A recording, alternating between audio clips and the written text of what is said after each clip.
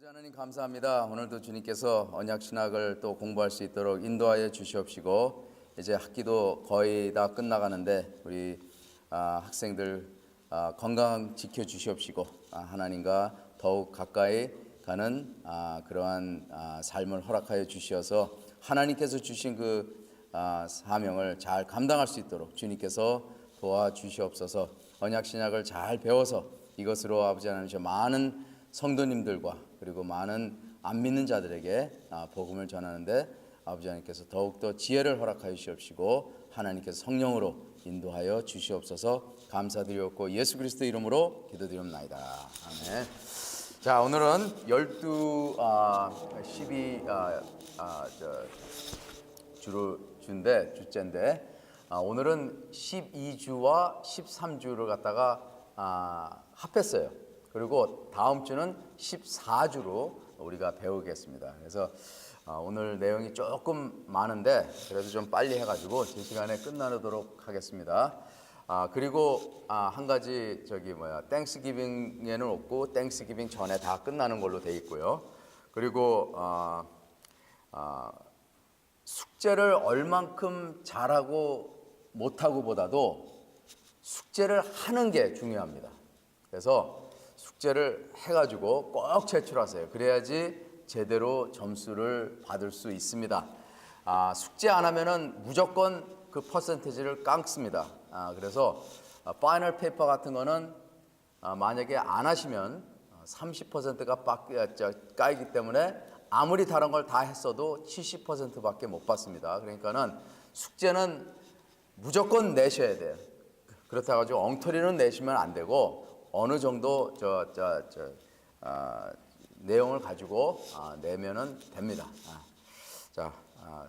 내용들이 다 그렇게 어렵지 않은 거니까는 잘 할 수 있다고 봅니다. 오늘은 History of Covenant Theology Development, 다시 말해서 언약은 인간의 역사 안에서 어떻게 발전됐냐, 이제 그걸 갖다가 볼 거거든요. 이제 그래서 히스토리에 대해서 조금 설명하겠습니다.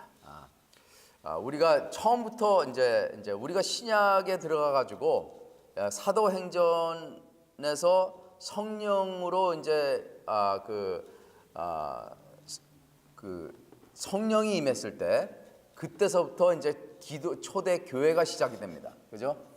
베드로가 하나님의 성령을 받고 방언을 얻고 그리고 그 많은 민족에게 말씀을 전할 때 그날 3,000명이 넘는 인구가 하나님을 믿고 세례를 받았다, 그렇게 얘기합니다. 그들이 어떤 사람이냐? 그들은 세계 곳곳, 로마 제국의 곳곳 다른 나라에서 온 사람들이에요. 그리고 6월절을 맞이하여 그들이 와가지고 이제 제사를 지내러 왔는데 이렇게 예수 그리스도를 믿고 다시 자기 고향으로 갑니다. 그래서 로마 교회 같은 경우에는 바울이 가지 않았어요. 로마 교회는 바울이 가서 전도한 것이 아니고 로마 교회가 바울이 로마 교회를 알 때는 이미 거기에 교회가 세워졌다는 것을 우리는 알고 있습니다. 그래서 우리는 여기에서 하나님을 믿고 이제 하나님 안에서 거듭남을 얻고 자기 고향에 가가지고 로마에 가가지고 거기서 이들이 교회를 세웠다. 그래가지고 이제 사도 바울이 그들에게 긴 편지를 보냅니다. 왜냐하면 여기서 믿어가지고 거기 가가지고 교회를 세우긴 세웠지만은 그들은 튼튼한 신학이 없고 그리고 하나님을 믿는 방법을 잘 모르고 그냥 교회를 세웠기 때문에 교회 세운 것은 중요하지만은 교회 안에서 어떠한 신앙으로 자기 자신을 발전시키고 교회가 발전할까 하는 것을 갖다가 바울이 그들을 위해서 긴 편지를 쓴 것이에요. 그래서 이제 오늘 볼 거는 이 성령이 내리고 오순절 성령이 내리고 그리고 이제 교회가 시작되면서 이제 초대교회 사도 바울의 그 활동을 중심으로 해가지고 한번 보겠습니다. 왜냐하면 교회는 언약하고 굉장히 가까워요. 우리는 교회 하면은 새 언약이 기억이 나야 돼요. 교회는 새 언약으로 지어진 거예요. 하나님 예수님께서 교회를 갖다가 나의 신부라고 일컬고 그리고 교회를 내 몸이라고 얘기했어요. 그만큼 교회가 예수님하고 친분이 있다는 거예요. 친밀하다는 거예요. 그래서 교회는 새 언약의 공동체다 이렇게 얘기할 수가 있습니다. 그래서 우리가 교회에 대해서 성경에 나오는 교회, 초대교회에 대해서 우리가 한번 보겠습니다. 사도 바울은 유대인으로 길리기아 다소에서 태어났고 가말리엘의 문화에서 율법의 엄한 교훈을 받았고 히브리인 중에 히브리인이요 이스라엘 종교의 가장 엄한 팔을 따라 바리새인 생활을 하였습니다. 우리 모두 다 바울에 대해서 어느 정도는 알고 있어요. 왜냐하면 바울이 하도 신약의 편지들을 많이 쓰고 글을 많이 썼기 때문에 사도 바울 하면 기독교인에서 사도 바울 모르는 사람이 없어요. 그만큼 사도 바울은 우리 크리스찬한테는 굉장히 큰 영향을 준 인물이에요. 그죠? 그래서 사도 바울은 하나님의 교회를 심히 박해하였습니다. 많은 기독교인들을 죽이는데 찬성하였고 옥에 가두었고 자기 자신을 표현하여 죄인 중에 내가 괴수라고 고백하였습니다. 바울은 기독교인들을 쫓아서 다메섹도 상에서 만난 예수님으로 통하여 예수님을 영접하고 믿게 되었습니다. 아라비아 사막에서 3년을 지냈고 그 후에 예루살렘에 가서 다른 사도들을 만났고 또한 예수님에게 직접 사도로 부르심을 받아 하나님의 복음을 위하여 택정함을 입은 자라고 자신을 소개했습니다. 사도 바울은 세상 끝까지 가서 복음을 전하였고 많은 교회를 세우는데 공을 세웠고 또한 교회의 발전을 위해서 가장 많은 서신을 남김으로 인해서 기독교 역사에서 가장 훌륭한 신학자로 목회자로 선교자로 그 일생을 마쳤습니다. 바울이 쓴 편지에서 언약, 디아데케라는 용어는 9번이 나옵니다. 얼마 안 나오는 거예요. 그렇지만은 스티브 맥켄지 교수는 사도 바울 서신들 안에 언약에 대해서 이렇게 진술하였습니다. 바울의 글 안에 있는 신학적 토론에서 언약에 대한 주제는 그다지 많이 나오지 않은 편입니다. 하지만 그럼에도 불구하고 그의 언약 신학은 매우 중요한 요소로 나타난다고 볼 수 있습니다. 이게 왜 그러냐면은 우리가 설교할 때도요 언약에 대해서 얘기 안 해도 돼요. 그렇지만은 그 내용은 매우 언약적이다라는 것을 우리는 알 수 있어요. 꼭 언약 하면은 오히려 이상해요. 왜냐하면 성도들한테 특히 언약이란 말이 생소하게 들릴 수도 있고 전혀 모르는 상태에서 우리는 이렇게 공부해가지고 언약이란 내용을 이제 어느 정도 알고 성경 안에 언약적으로 어떻게 구조를 맺고 행위 언약은 뭐고 은혜 언약은 뭐고 이렇게 여러 신학적으로 우리는 이렇게 분석하고 이렇게 우리가 이해를 하지만은 베란간 성도들한테 우리는 언약의 백성입니다 하고 이렇게 얘기를 하면요 도대체 무슨 말인지 잘 이해를 못해요. 하도 많이 들어와서 언약은 하는데 과연 성도님들이 얼마나 언약에 대해서 그것을 이해할까?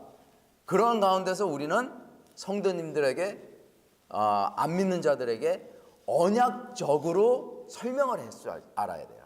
그죠? 내용이 중요한 거지 언약이라는 말이 중요한 게 아니라는 거죠. 왜냐하면 언약은 사람을 구원하는데 굉장히 중요한 요소예요. 그 언어 자체가 아니라 하나님과의 인간과의 관계 속에서 하나님은 어떻게 역사를 하고 하나님은 어떠한 관계를 원하시는지 우리가 그것을 언약적으로 깨달았을 때 우리의 삶이 바뀝니다. 그러면은 그 삶이 구원의 삶으로 이어지는 거예요. 그죠? 그러니까는 여기서 바울도 마찬가지예요. 바울은 선교를 했어요. 선교를 하면서 안 믿는 사람들에게 전도를 하고 새신자들에게 전도를 하고 막 말씀을 가리키는데 언약이라는 말을 많이 쓰면은 오히려 이상하죠. 그죠? 그렇지만 그의 모든 내용은 교회 그리스도의 예수 그리스도의 교회를 중심으로 해서 자신이 새 언약 백성이라는 것은 분명히 알고 그리고 사도 바울의 그 모든 신약적인 내용은 언약적인 내용이다. 이렇게 이제 얘기하는 거예요.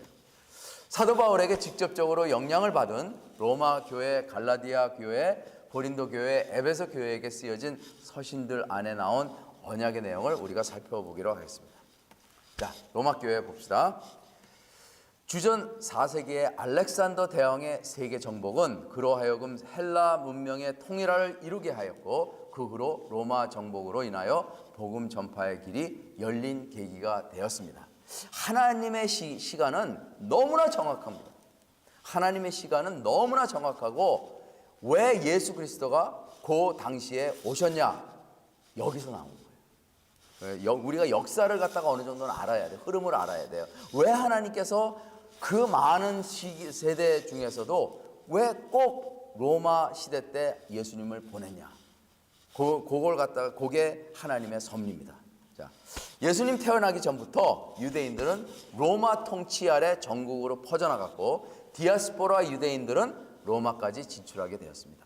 그러니까 로마가 많은 나라들을 갖다가 속국으로 만들어 가지고 대 왕국으로 큰 나라를 만들었는데 그걸로 인해 가지고 한 로마 안에서 여러 나라들이 있는데 여러 왕들이 있는데 자유자재로 유대인들이 이동을 하기 시작했다는 거예요. 그들을 갖다가 디아스포라라고 합니다.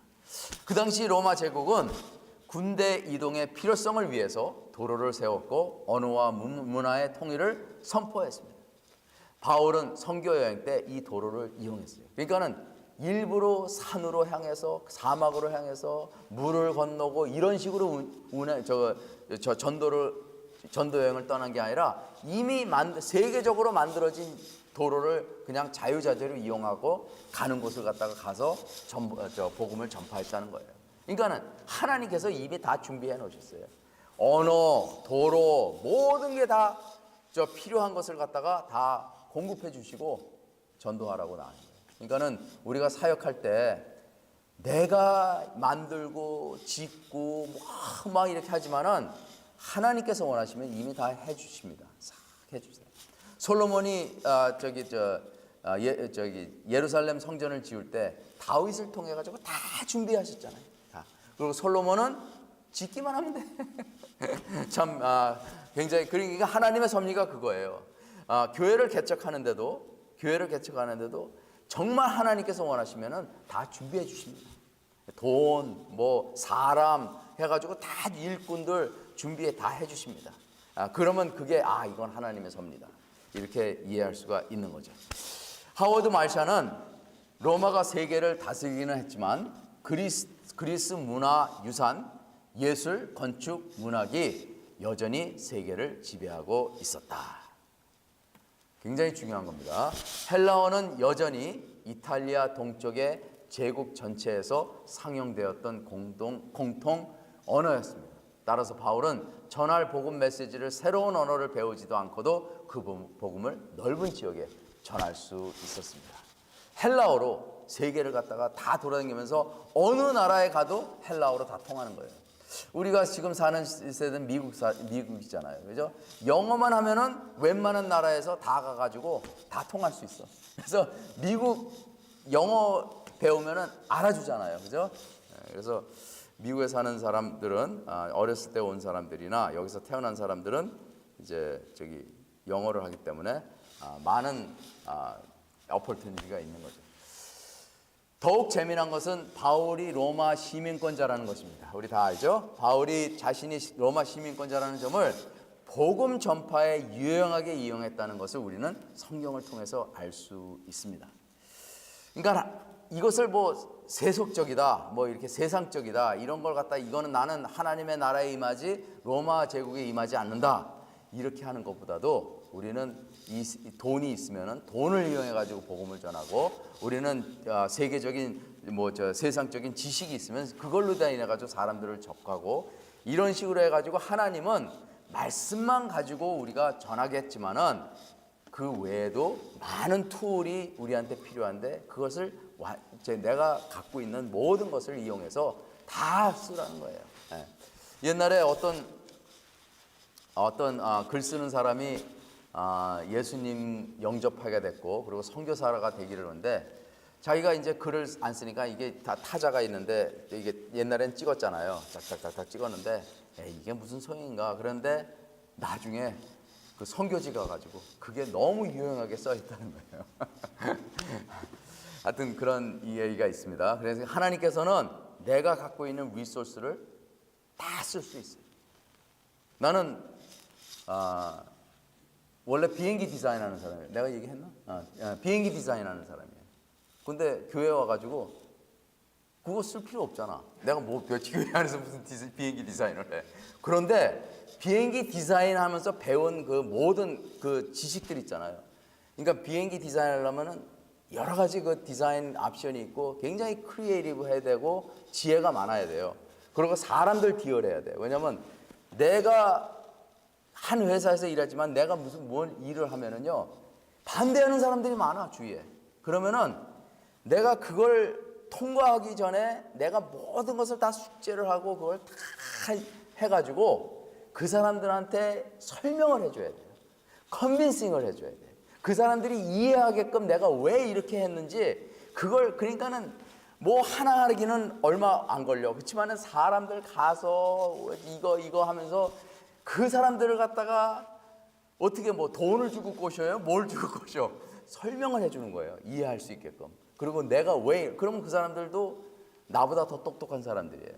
항상 뭘 가지고 늘어지고 그런 경우가 있어요. 그러면은 그런 훈련을 통해 가지고 와 복음도 그렇더라고요. 복음도 뭘 누구한테 전하면요 안 들어. 그러면 그 퍼수에이션 그 사람을 기도로 어프로치하고 그 사람이 이해할 수 있도록 또 접근하고 그러한 방법으로 그리고 설교할 때도 이렇게도 설교해봤다가 저렇게도 설교하고 사람들이 내가 믿는 그 하나님을 이해를 시켜야 되잖아요. 그러면 설교를 통해서 이해하고 가리킴을 통해서 이해해야 되는데 그 어프로치를 갖다가 내가 평상시에 배웠다는 거예요. 어떻게 얘기를 하고 어떤 것을 이야기를 하면 사람들이 더 호기심 있게 듣겠다 하는 걸 갖다가 터득을 하게 돼.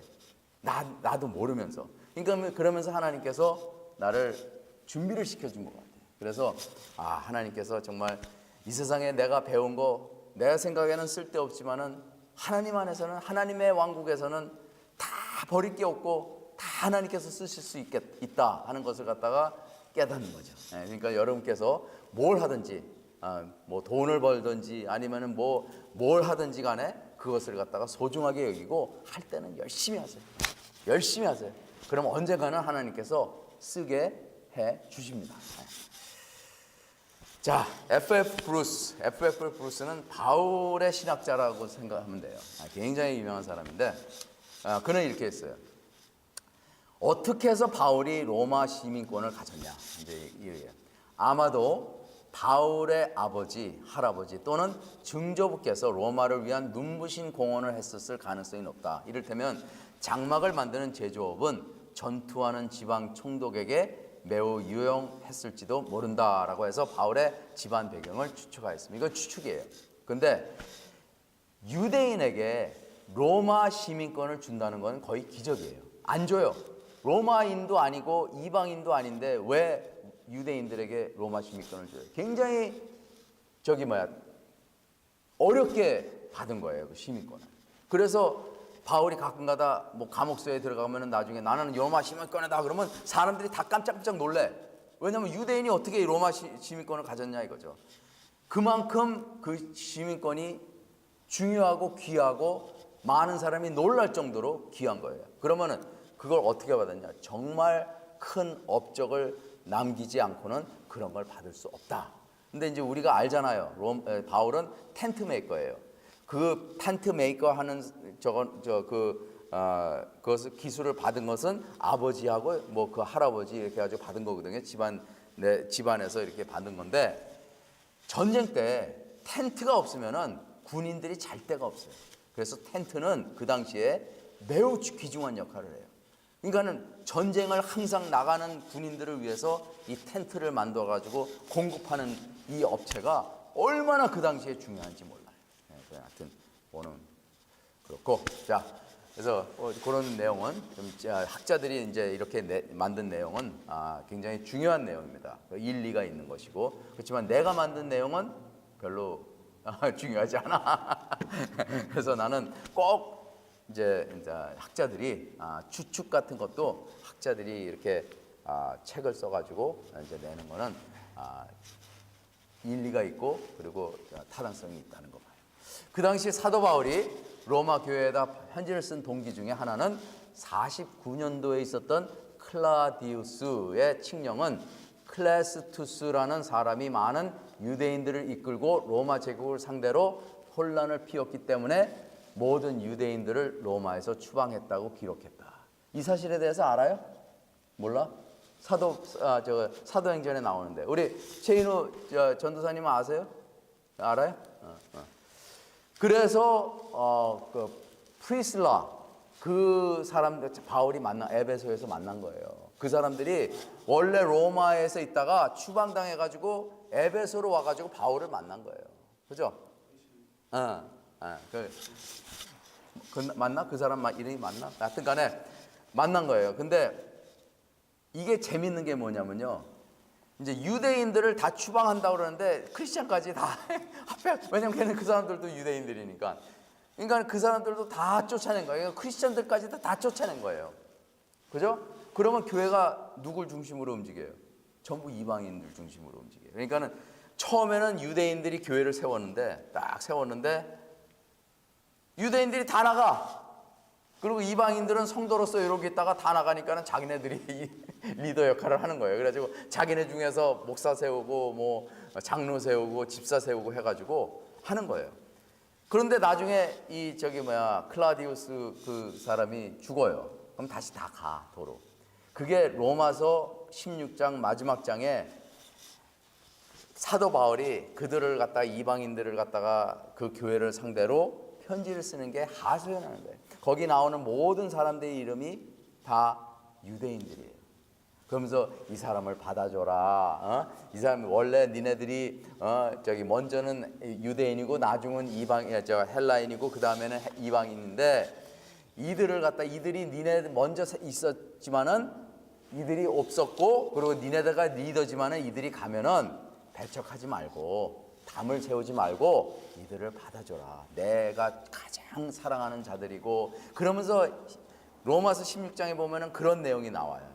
이 사람도 뭐 어쩌고 저 사람은 어쩌고 이러면서 바울이 이제 하소연하는 거예요. 왜냐면 알거든. 이방인들이 자기네가 딱 교회를 딱 세우는데 벼랑간 유대인들이 와가지고 이거 우리가 세운 교회야. 그러면은 어떻게 되겠어? 갈등이 있는 거지. 그러면서 이제 로마서가 끝나는데 하여튼 그렇습니다. 이러한 히스토리 백그라운드로 인해 가지고 그런 일이 있었다. 이 많은 인구가 로마에서 추방당했을 때 그때 그 중에 유대인 기독교인들도 포함되었을 것입니다. 그죠? 유대인들이 없었던 5년 동안 이방인들은 유대인들을 대신하여 교회 지도자 역할을 하였습니다. 클라디우스가 황제가 죽고 난 후에 유대인들이 로마로 다시 돌아왔을 때 교회 안의 지도자들인 이방인들은 유대인들을 배척하였고 그러한 갈등으로 교회 안에 여러 문제들이 일어났습니다. 로마 교회를 향해서 사도 바울은 말하기를 복음은 유대인들로부터 이방인들에게 퍼졌기 때문에 먼저인 유대인들과 서로 사랑하며 공동체를 이루라는 내용이 로마서에 담겨져 있습니다. 로마서 9장 8절에 보면은 로마서에서 이방인들과 유대인들과의 갈등 가운데 소외된 유대인들에게 육체적으로 아브라함의 핏줄이라고 인하여 참 이스라엘이 되는 것이 아니라 아브라함의 믿음을 받은 자라만이 참 이스라엘 백성이 된다고 하며 로마서 9장 8절에 곧 육신의 자녀가 하나님의 자녀가 아니요 오직 약속의 자녀가 씨로 여기심을 받으니라 이렇게 얘기했습니다.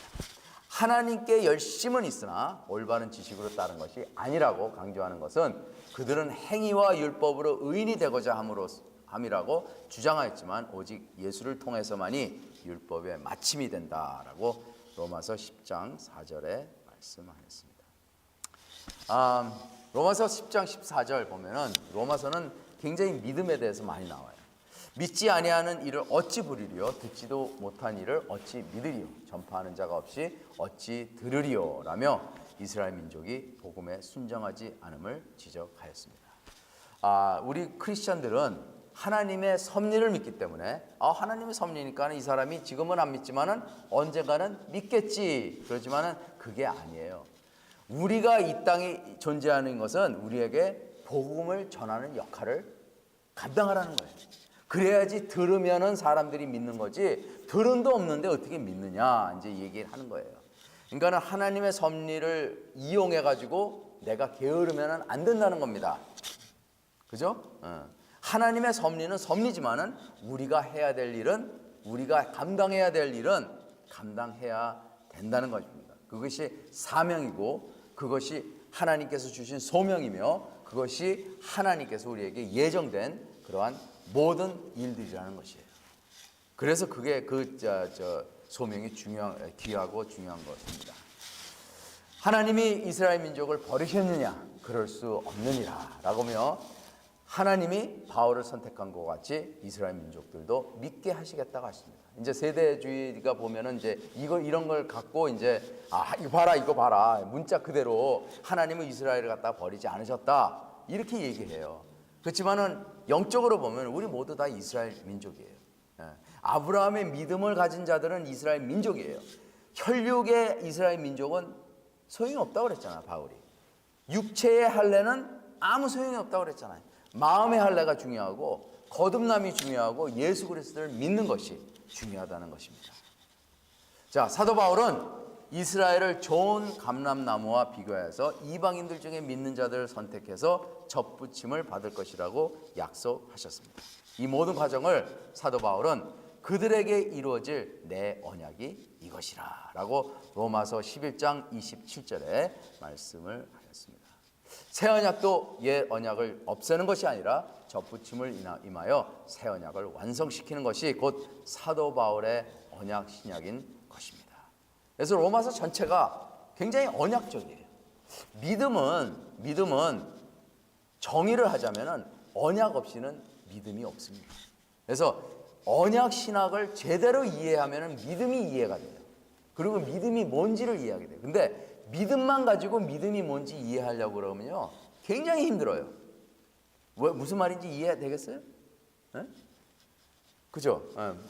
이해할 수 있겠죠. 왜냐하면 언약 신학을 공부하면은 하나님의 섭리를 공부하게 되고 그리고 성경 전체를 갖다가 우리가 깨닫고 그리고 하나님께서 원하시는 것이 무엇인지를 갖다가 분명히 알기 때문에 그걸로 통해서 믿음이 이거다 하는 것을 갖다가 우리가 깨닫는 게 중요한 거지.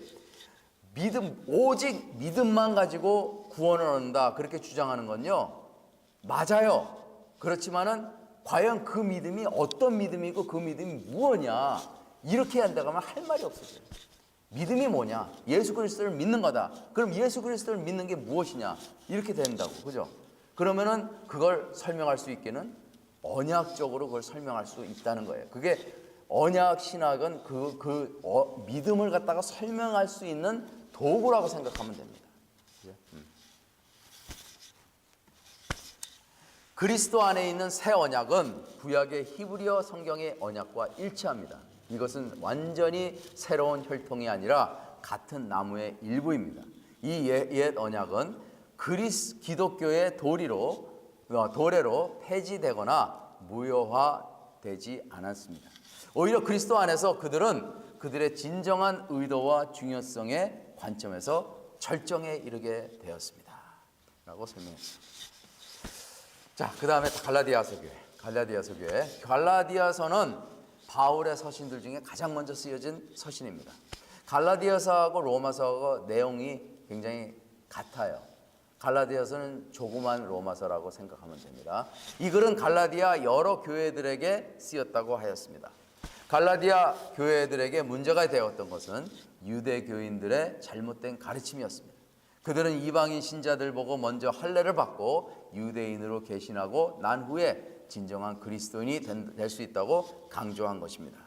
사도 바울은 육체적인 할례는 구원과 아무 상관이 없는 것이며 유대 교인들은 다른 복음을 가르침으로 갈라디아인들을 현혹하였다고 하였습니다. 다시 말해서 율법은 다른 복음이다. 율법은 복음이 아니다. 이걸 주장하는 거죠. 여기 갈라디아서 3장 15절에 디아데켄 혹은 언약이라는 언어가 처음 등장합니다. 사도 바울은 이 언약에 대해서 변화나 파괴될 수가 없음을 강하게 주장하며 하나님께서 이미 정해진 언약을 430년 후에 생긴 율법이 폐기하지 못하고 그 약속을 헛되게 하지 못하리라. 그렇게 갈라디아서 3장 17절에 말하고 있습니다.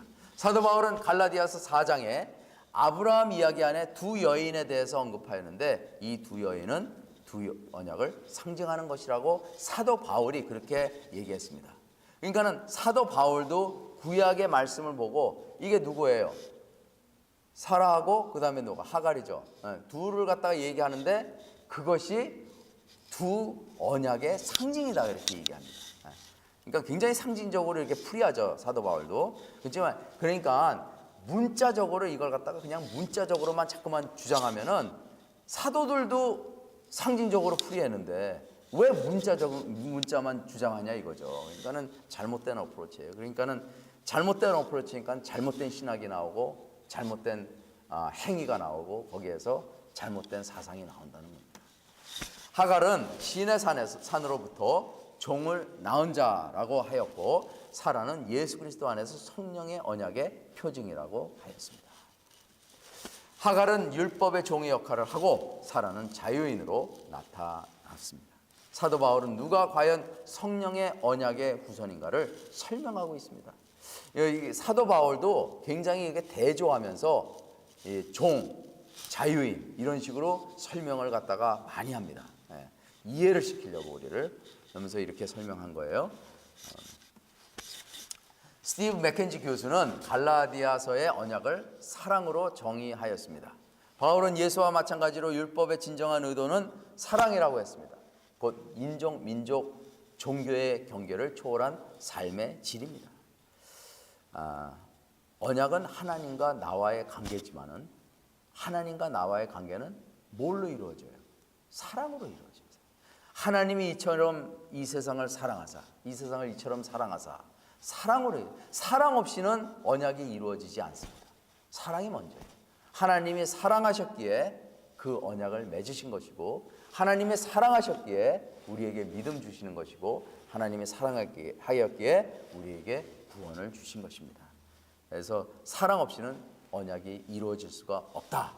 결혼도 언약이다. 왜냐하면 둘의 관계는 사랑이다. 이렇게, 그렇죠? 디도 유스도가 회당 옆에 있던 자신의 집을 마음대로 쓰게 하여서 그의 집이 바울의 교회 선교센터가 되었습니다. 고린도 교회가 어떻게 세워진 겁니까? 이제 거기에 대해서 고린도 교회는 굉장히 큰 교회였어요. 그 당시에 바울은 고린도에서 텐트 치는 일을 하였습니다. 그는 유대인인 아굴라와 그의 아내 브리스길라의 소유의 장막 제조 회사에서 일하였습니다. 그래서 바울이 일했다고 그래가지고 많은 사역자들이 나도 일하겠다 이래가지고 교회를 세워놓고 일을 해. 그럼 그렇게 되는 것도 괜찮은데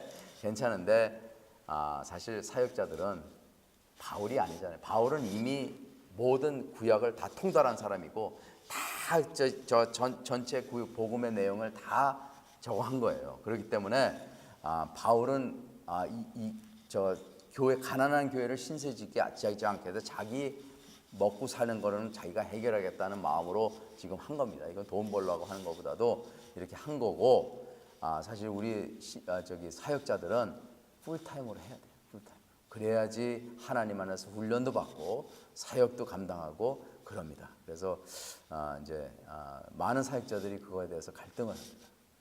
이해는 해요. 왜냐하면 먹고 살아야 되니까. 당장 돈이 없는데 어떻게 먹고 살아야 돼. 그런데 이해는 하는데 하나님께서 원하시는 것은 하나님께서 우리 사역자로 쓰신다면은 내 마음과 내 삶을 하나님께 그냥 다 바치는 것이 헌신입니다. 그걸 아셔야 돼요. 사도 바울이 이렇게 했다고 그래가지고 이게 괜찮은 게 나는 아니라고 생각해요. 사도 바울은 이런 식으로 그곳 사람들과 관계를 맺으면서 전도하며 복음 생활을 하였습니다. 바울을 둘러싸고 소동이 벌어졌습니다. 바울이 가는 곳에는 많은 소동이 벌어집니다. 유대인들이 바울을 상대로 아가야 지방의 총독인 루기오 유니우스 갈리오에게 고소를 걸었던 것입니다. 고소 내용은 바울이 불법적인 종교를 전파하고 다닌다는 것이었습니다. 갈리오는 유대 종교와 바울의 종교에 대해서 차이점을 두지 않았고 그들 보고 재판 자리에서 바울을 상대로 소송 걸었던 자들에게 물러가라고 명령한 것은 바울의 주장함이 로마 제국에 아무 나쁜 영향을 끼치지 않았다고 생각했기 때문입니다. 바울은 고린도 지역 사역을 마치고 이 52년도 봄에 브리스길라와 아굴라와 함께 고린도를 떠났습니다. 그러니까 여기서 나오잖아요. 브리스길라와 아굴라. 거기 그 로마에서 온 사람들이에요. 이 사람들이. 사도 바울은 고린도후서 3장 16절에 새 언약에 대해 예레미야 31장의 재해석을 시도하였습니다. 그러니까 사도 바울이 예레미야 나온 새 언약에 대한 예언을 고린도후서 3장 16절에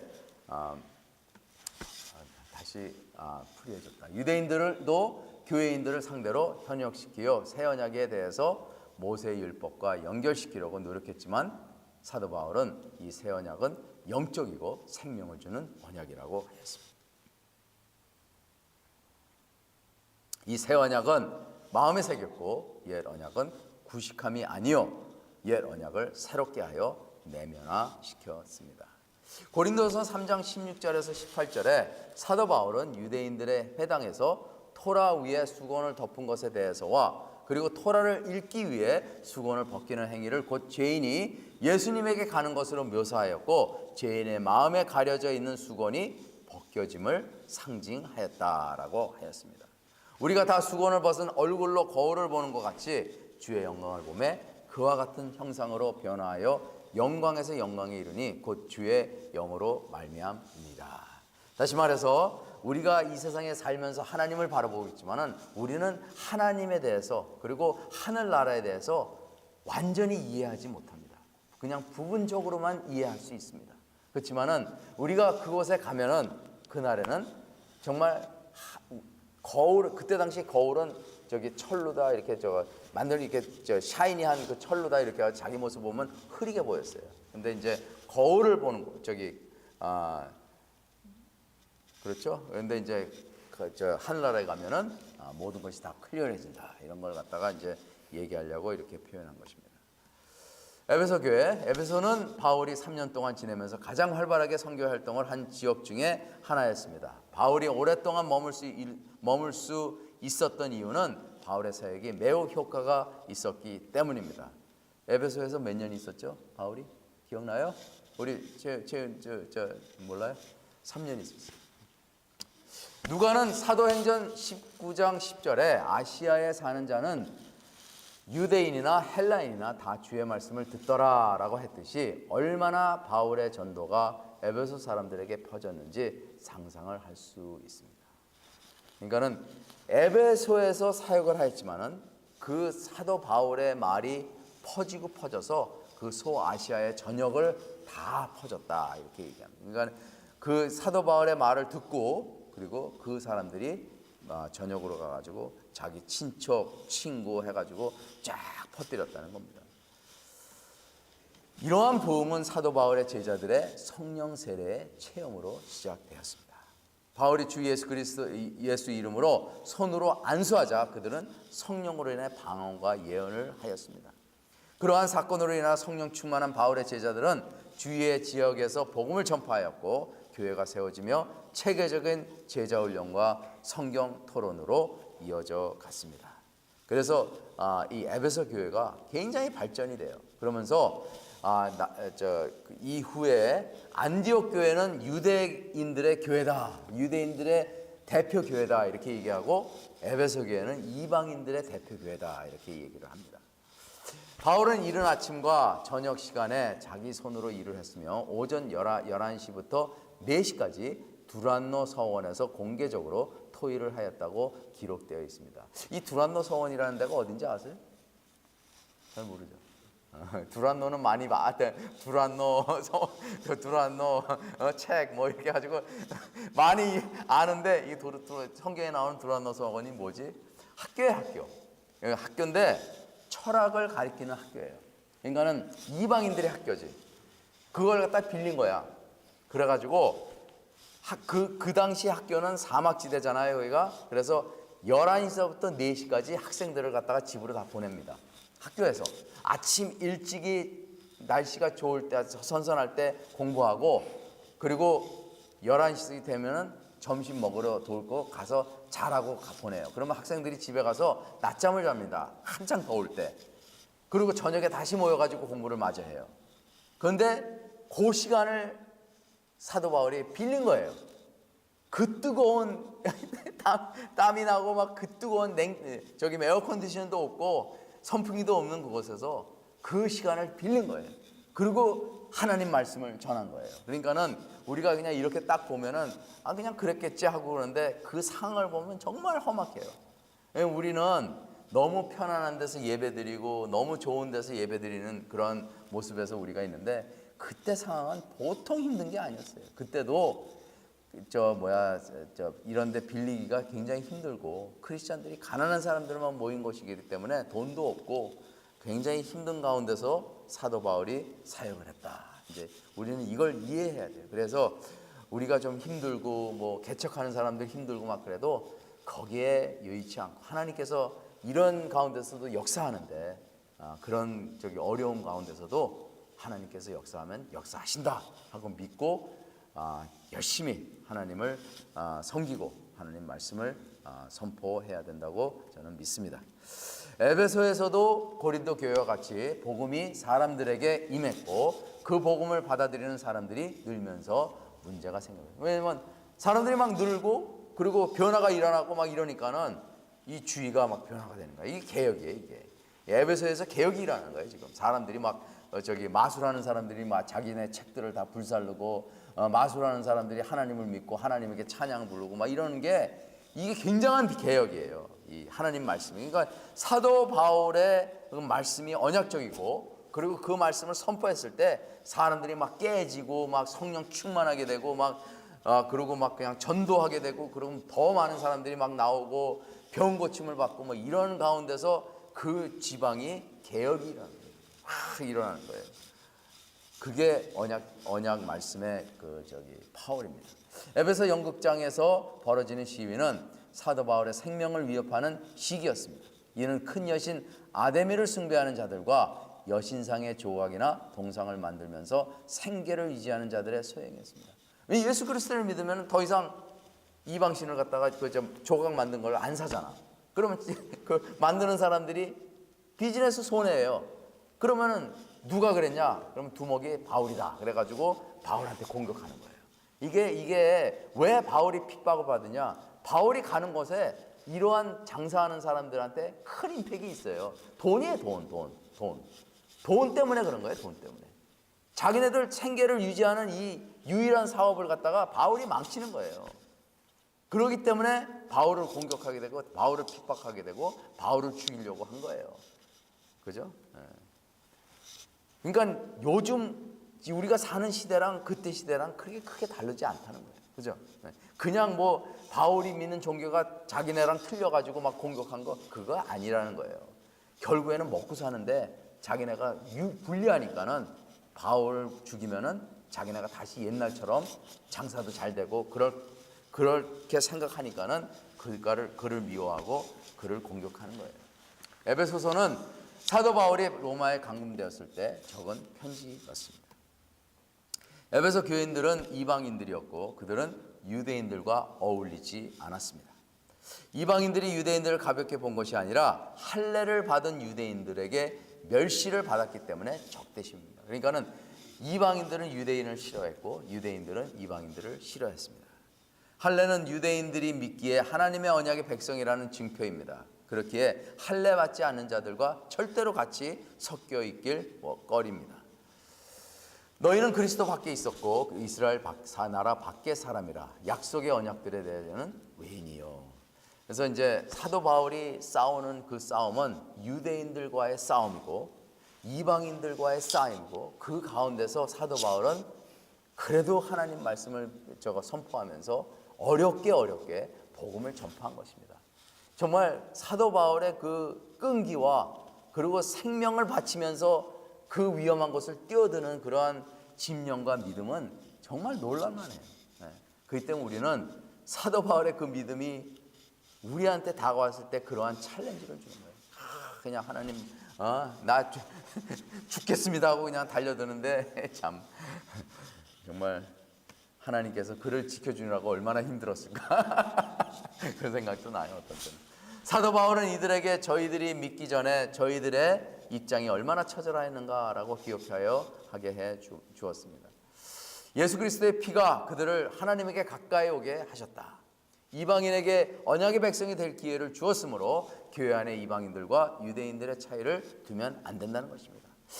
유대인이건 이방인이건 예수 그리스도를 믿으면 한 가족이 됩니다. 그죠? 예수 그리스도를 믿으면 한 가족이 되고 한 언약의 백성이 되고 그리고 하나의 목적을 가지고 살아야 됩니다. 그렇기 때문에 교회 밖에서는 유대인들과 이방인들은 원수지간이에요. 서로 얘기 안 해. 서로 무시하고 서로 깔보고 그래요. 근데 교회 안에 들어오면은 두 그 그룹이 사랑의 관계가 됩니다. 그래서 하나님의 파월은 위대한 거예요. 하나님의 말씀은 원수들도 사랑으로 변화시켜 줄 수가 있습니다. 그래서 교회 안에 화목이 일어날 수 있는 거예요. 그죠? 그게 말씀의 파월이라는 거예요. 사도 바울은 그는 우리의 화평이신지라 둘로 하나를 만드사 원수된 것 곧 중간에 막힌 담을 자기 육체로 하시고 라고 하며 이방인들도 하나님의 새 언약에 들어왔음을 밝혔습니다. 바울은 이제부터 너희는 외인도 아니요 나그네도 아니요 오직 성도들과 동일한 시민이요 하나님의 권속이라 라고 이방인들을 새 언약 백성임을 밝혔습니다. 우리가 배울 것은 초대교회, 이제 진짜 역사로 들어가는 거예요. 여태껏은 이제 성경 안에 있는 역사이기 때문에 우리가 다 아는 사실이고, 이제 초대교회, 그러니까는 이제 제자들이 다 죽고 1세대의 교회에서 있던 사람들이 다 죽고 이제 2세대, 그러니까는 이레니우스와 테툴리안, 이 순교자들의 순교자들 가운데서도 이제 이러한 사람들이 있다, 이제 이렇게 생각합니다. 이레니우스는 AD 130년경 소아시아 아마 서머나에서 탄생하였습니다. 그는 순교자 폴리갑의 제자였습니다. 이레니우스는 프랑스 리옹에서 장로가 되었고 그 후에 감독으로 선출되었습니다. 그는 감독으로 봉사하다 202년에 순교당했습니다. 그는 평생 영지주의 같은 이단을 반박하고 신자들을 교훈하였습니다. 이 사도 바울 편지를 보면요, 영지주의자들을 공격하는 내용들이 많이 나옵니다. 그때 당시에 이단들이죠. 영지주의가 뭔지 알아요?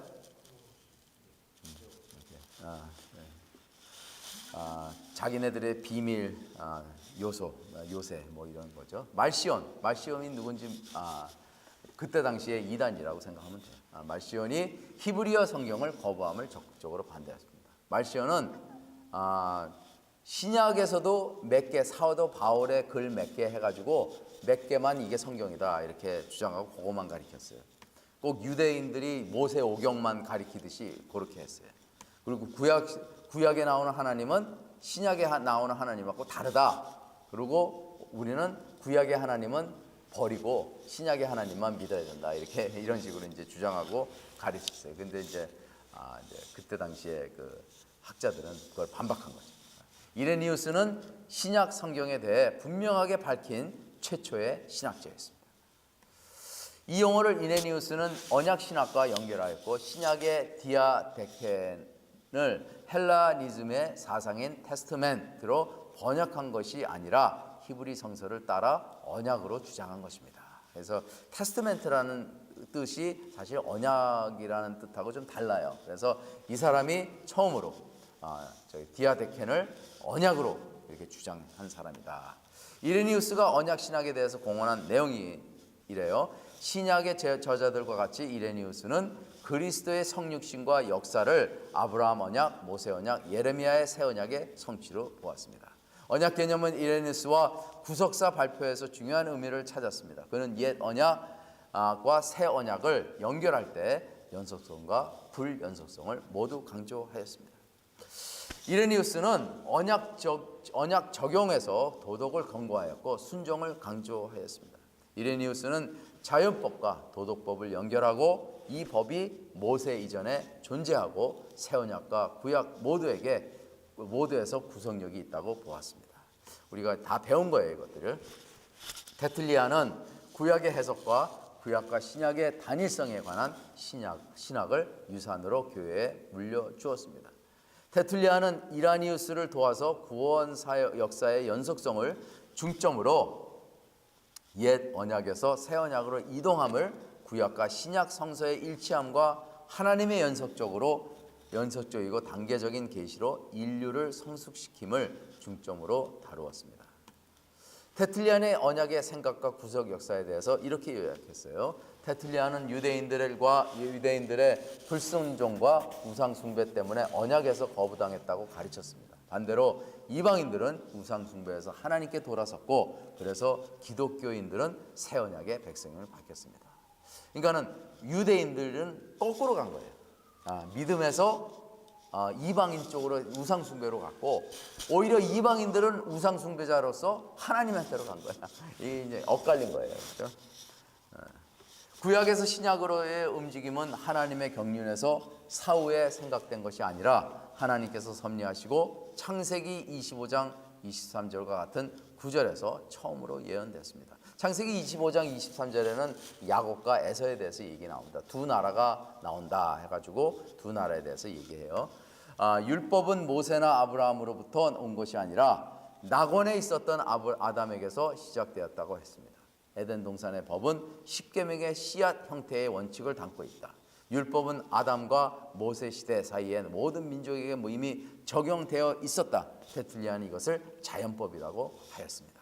다시 말해서 하나님은 모세에게 율법을 준 것이 아니라 이미 아담한테 율법을 주었고, 그것이 율법으로 모세 때 글로다가 남긴 거예요. 그러니까 처음에 아담한테 마음에 주는, 왜 새 언약이 율법을 갖다 우리 마음에 새기는 거잖아요. 그게 아담에게서부터 아담이 그런 형태에서, 그러니까 아담한테 율법을 이미 심어줬어요. 율법을 알아요. 근데 타락을 해가지고 율법이 무효가 된 거예요.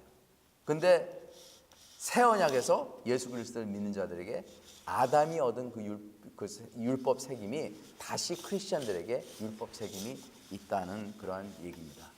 육체적 할례는 영적 할례로 예표한다고 주장하였습니다. 유대인들의 안식일은 영원한 안식을 예표한다고 주장하였습니다. 그러니까는 테툴리안 이 사람은 굉장히 언약에 대해서 밝히 이렇게 나타내는, 그러니까 지금 신학자들이 연구하고 발표하는 내용이 이미 그 전에 임했다는 거예요. 그만큼 그 당시의 사람들은, 그 정말 생명을 걸고 이 복음을 지키려는 사람들은 정말 정확한 언약 신학을 갖다 이해했다는 거예요. 그러니까 언약 신학을 이해하면은 생명까지도 두렵지 않은 그런 결과를 얻을 수가 있다는 거예요. 구약 제사는 영적 제사를 예표하고 또 통회하는 마음과 찬양임을 가리킵니다. 초대교회는 성경에서 언약을 가르칠 때 도덕적인 행위를 권면하였고, 때로는 그리스도인들에게 경고하기를 이스라엘의 불순종으로서 언약을 깨고 그 결과에 대해서 호소하며, 구약 성경 속에서도 그리스도인의 언약 의미에 충실함을 요구하였습니다. 그다음에 이제 초기 교회 시대에서 중세 교회 시대로 갑니다. 중세라는 말은 고대와 근대 사이의 중간 기간을 가리킵니다. 7세기에 이슬람 세력이 지중해 지역으로 밀고 들어오면서 이 지역 전반에 걸쳐 정치적 안정이 깨지고 구조적 변화가 크게 일어났습니다. 크리스천들이 그 당시에 유대인들과 갈등이 많았고 이방인들과 갈등이 많았지만은 이제 역사가 흐르면서 이슬람이 들어오면서 그 갈등이 이슬람하고 갈등이 있었던 거예요. 이 11세기에 이르러 어느 정도 안정이 회복되면서 세계의 주요 세력이 등장해 이전에 로마적이 누렸던 지위를 차지하게 되었습니다. 그래서 이슬람 그 세력이 점점 커지면서 결국에는 로마가 멸망한 거죠. 컨스탄티노플, 오늘날 터키의 이스탄불을 중심으로 한 비잔티움, 프랑스, 독일, 저지대 국가들 이스라엘 북부 지역으로 이루어진 유럽 지중해 남부와 동부 멀리까지 상당 부분을 아우르는 이슬람의 칼리프 왕조 지역, 이렇게 세력이 점점 바뀌어지면서 세계의 역사가 점점 변화되는 그러한 모습을 간단하게 보았습니다. 중세기 기독교 신학에서 성서적으로 중요한 언약 개념에 대해 거의 논의하지 않았다는 것입니다. 초기 교회 때는 이 언약에 대해서 굉장히 활발하게 발달하고 많이 이해하고, 그리고 막 그냥 사도 바울의 그 언약 중심의 그 말씀을 갖다가 그 2세들이 다 이어받아 가지고 막 활동을 했는데, 어거스틴으로부터 시점을 갖다가 마지막으로 언약 신학이 발전되지 않았어요. 중세기에 들어가면서 약 6세기 이후부터 14세기까지 서부 유럽 기독교 전통 안에 언약의 진지한 발전이 거의 드러나지 않았습니다. 그래서 우리는 이 시대를 암흑시대라 그렇게 얘기합니다. 어거스틴 두 도시, 그러니까 어거스틴이 마지막에 그 초기 교회 시대의 마지막 인물이라고 생각하면 됩니다. 그래서 어거스틴이 굉장히 중요해요. 어거스틴은 북아프리카의 작은 마을 타가스테에서 출생하였습니다. 어머니 모니카의 눈물의 기도가 그를 기독교 신자로 개종하게 된 동기가 되었습니다. 어거스틴은요, 어머니로 인해서 개종됐지만은 그 전에는 정말 개망난이었어요. 진짜 막 이 여자 저 여자하고 자고 막, 그러고 막 결혼도 안 하고 애를 낳고 막, 하여튼 뭐 너무 세상적이었고 변론증 뭐 이런 걸 갖다 공부하고 그래가지고 아주 세상적으로 살았는데, 어머니의 눈물로 인해서 눈물로 해가지고 이 어거스틴이 변화가 되는 겁니다. 참 정말 이건 기적이 아닐 수가 없어. 하나님께서 쓰시려면 이렇게까지 해가지고 변화시켜 주세요. 그 당시 발레리우스가 힙보의 감독이었는데 그가 죽고 어거스틴이 감독이 되었고 목회자요 신학자가 되었습니다. 어거스틴은 정말 대인물이에요. 얼마나 어거스틴이 그 당시에 중요한 인물이었는지 우리가 좀 역사를 보면 정말 이해할 수 있습니다. 어거스틴은 초대교회 시대의 마지막 영적 지도자이자 중세교회 시대를 열어준 첫 스승이 되었습니다. 어거스틴이 없었다면 지금 우리가 성경을 갖고 있지 못해요. 어거스틴이 이 성경을 만드는 장본인입니다. 그때 당시에 이단들과 사회비 종교 지도자들과 그 기독교 문명을 갖다가 이렇게 변질하는 그런 사들이 성경을 갖다가 이게 성경이다, 저런 게 성경이다 하면서 막 주장하고 막 성경을 자기네들 나름대로 막 만들려고 그럴 때 어거스틴이 다 치우고 다 공격하고 그래가지고 성경을 제대로 딱 만든 다음에 중세기로 들어간 거예요. 참 굉장히 위대한 인물입니다. 초대교회 시대의 교부들에게는 완전한 성경이 아직 없었고 서로 멀리 떨어져 살던 관계로 충분히 만나서 신앙과 교회의 문제점들을 토의하지 못하였습니다. 초대교회 지도자들 사이에는 다소 모호하고 불명확한 가르침들이 존재하고 있었어요.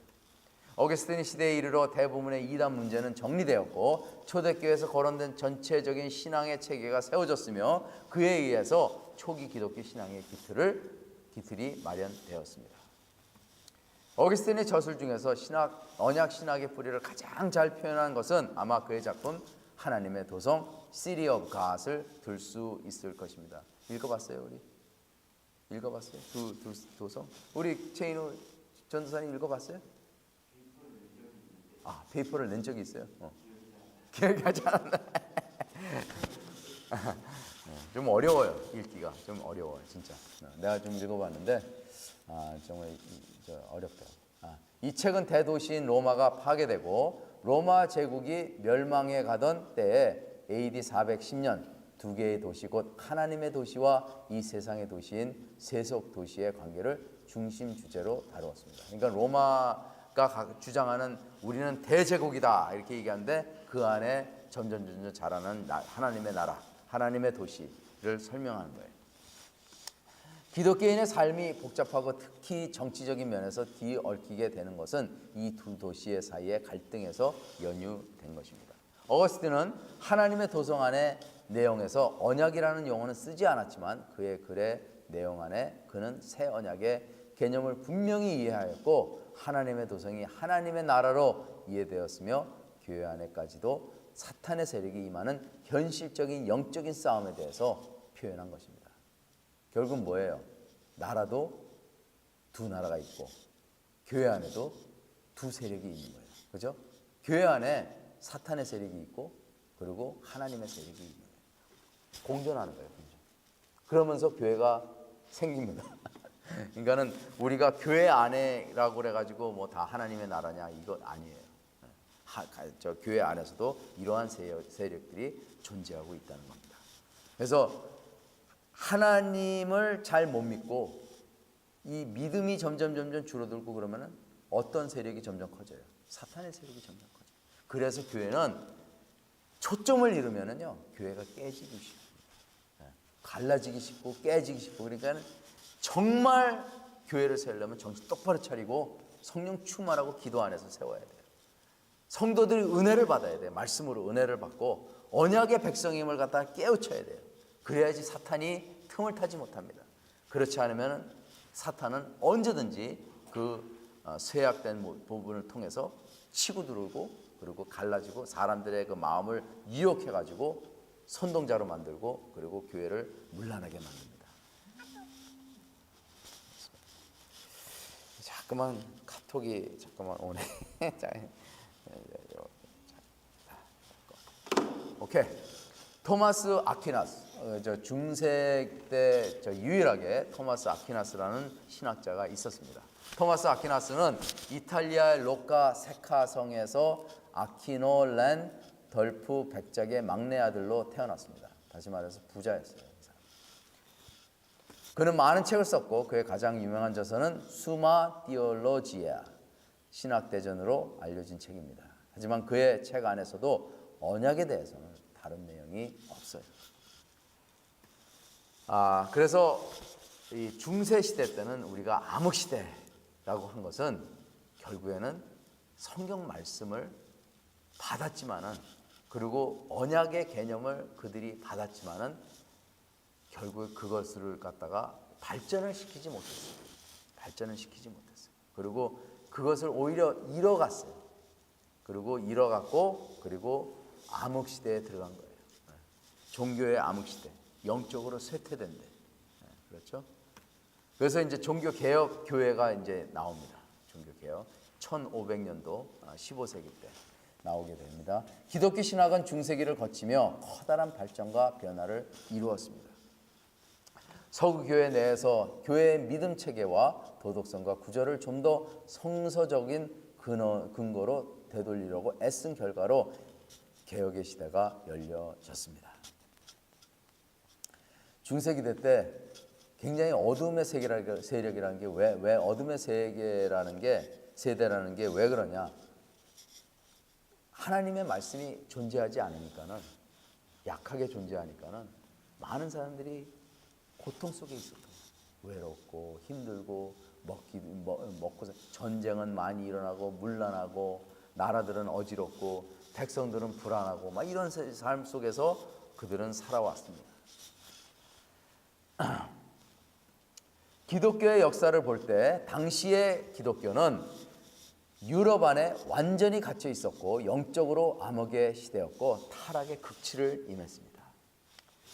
15세기 종교개혁은 교회가 세상의 새로운 지역으로 확산됨에 따라 기독교 신학이 전 세계적으로 발전하는데 큰 힘을 적용하게 된 것입니다.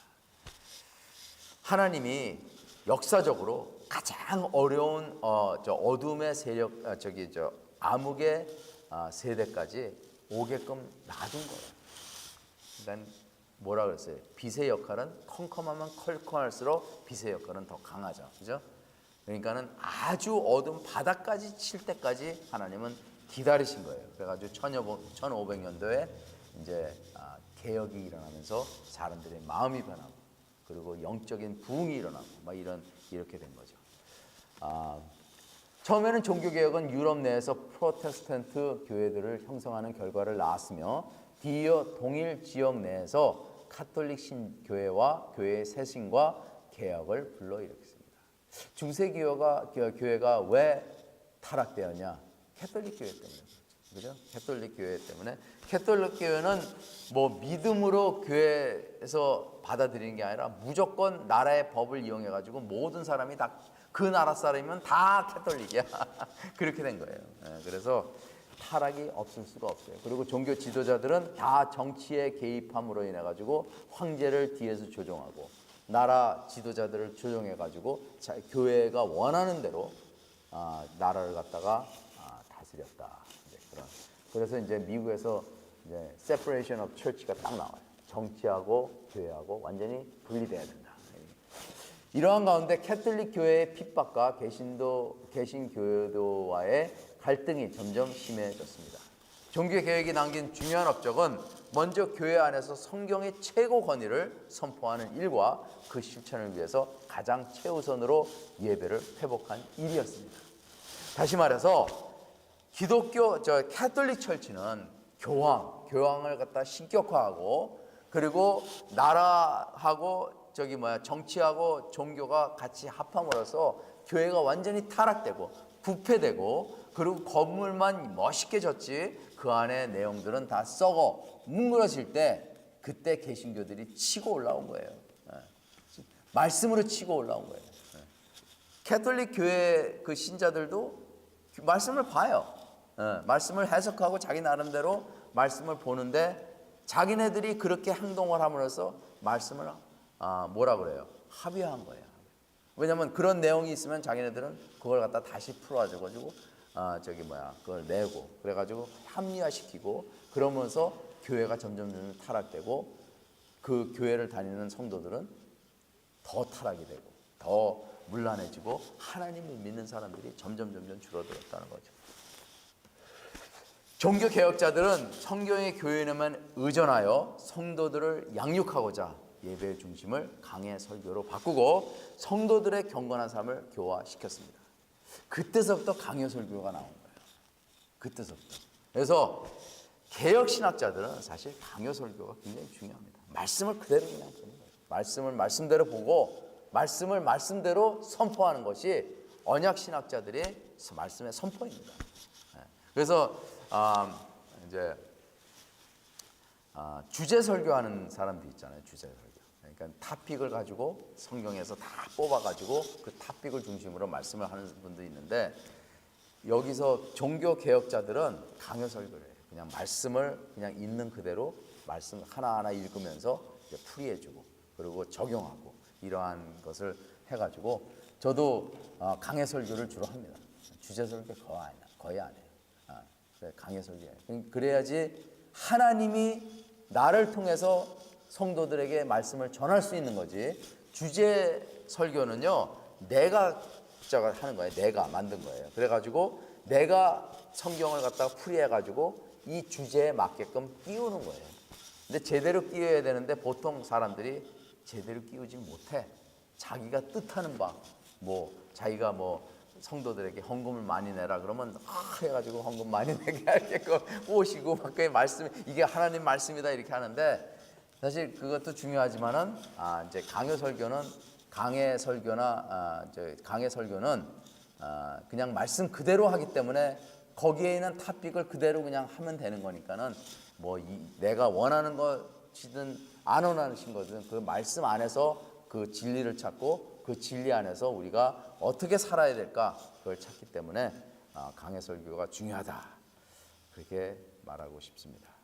마틴 루터, 츠윙글리 그리고 칼빈은 종교개혁 선구자라고 불리고 있으므로 그들의 언약 사상에 대해 좀 더 구체적으로 살펴보기로 하였습니다. 마틴 루터는 위틴버그에서 가장 중요하고 영향력 있는 개혁 신학자이며 종교개혁의 가장 중요한 교리인 이신칭의를 재발견하고 가르쳤습니다. 어거스틴의 영향을 받은 기독교 신학자들 중에서 루터가 선교 개혁자로 선두주자로 앞장을 섰던 인물입니다. 이 마틴 루터는 원래 캐톨릭 신자였어요. 그죠? 캐톨릭 신자인데 그 사람이 말씀을 공부하면서 깨달은 것을 캐톨릭에게 안에 내부에서 공격을 한 거예요. 그러면서 캐톨릭에서 빠져나온 게 프로테스탄이고, 그리고 그 마틴 루터는 그 캐톨릭에 속해 있다가 나온 사람이에요. 그래서 마틴 루터는 이제 우리 크리스찬들이 보는데 종교 개혁자는 맞긴 맞는데, 그 사람이 교회 캐톨릭에서 나왔기 때문에 어떻게 캐톨릭 옷을 벗는다고 해가지고 캐톨릭의 완전히 깨끗이 씻음을 받지 않은 거죠. 그러니까는 그 사람이 나와가지고 개혁을 이룬 것은 캐톨릭화된 개혁이다, 이렇게 얘기하는 사람들도 많아요. 근데 사실 마틴 루터가 굉장히 중요한 역할을 했어요. 선두 역할을 한 거죠.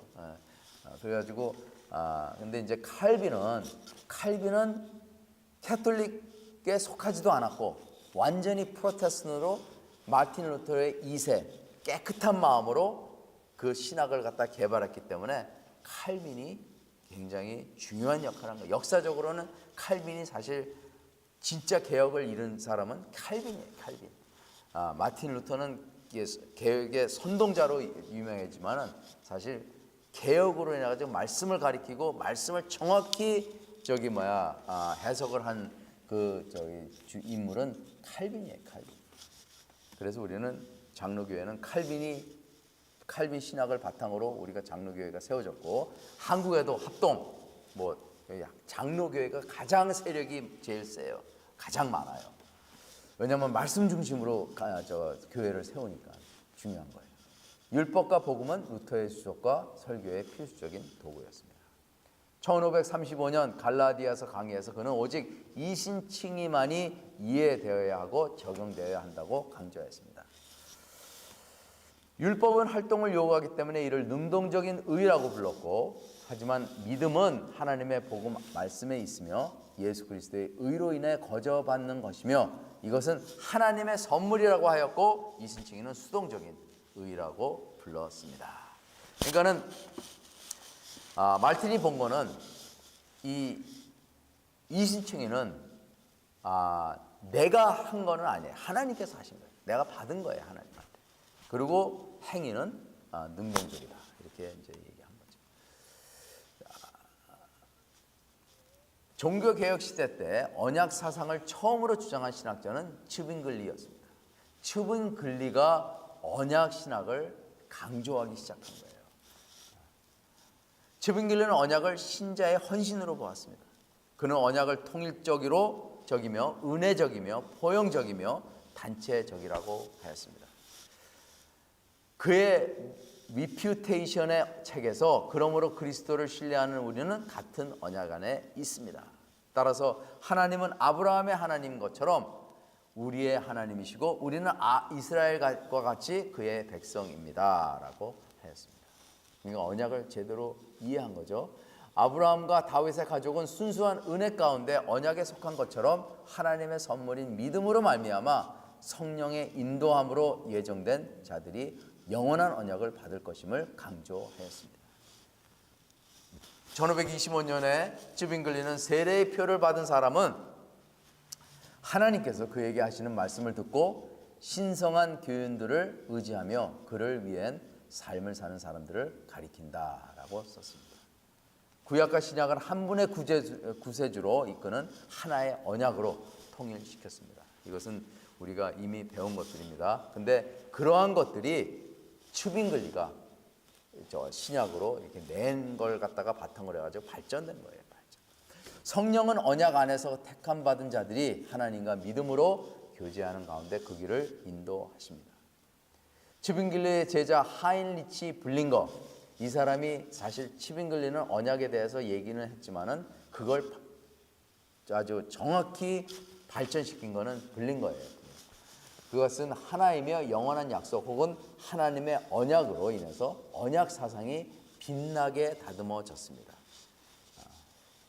그는 성경에 나오는 모든 언약들은 서로 유기적으로 연관되어 있음을 제시하면서 개혁 신학자들로 하여금 언약이라는 주제의 중요성에 대해서 관심을 갖도록 만든 공로자였습니다. 그는 언약은 가장 중요한 신앙의 핵심이라고 발표하였습니다.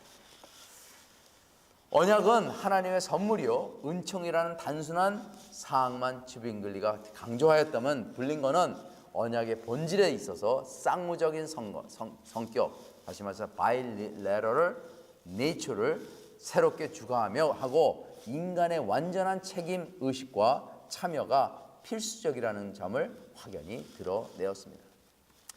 블링건은 은혜의 언약을 조건적 언약이라고 이해하였고 하나님이 아브라함에게 요구하신 믿음과 흠없는 생활, 율법과 선지서에 담겨있는 도덕적 조항들, 하나님을 사랑하고 이웃을 내 몸같이 사랑하라는 예수 그리스도의 가르침으로 이런 의무 조항들을 강조하는 사도들의 교훈 등에서 일관되게 흐르고 있다고 보았습니다.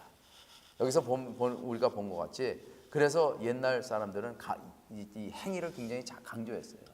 근데 사실 마틴 루터는 믿음 오니, 믿음으로 말미암아 구원을 받았다. 그래서 여기서 막 이렇게 율법을 강조하고 도덕적인 삶을 강조하고 막 이러면은 너무 그쪽으로 치우치면은 믿음의 삶을 우리가 놓칠 수가 있습니다.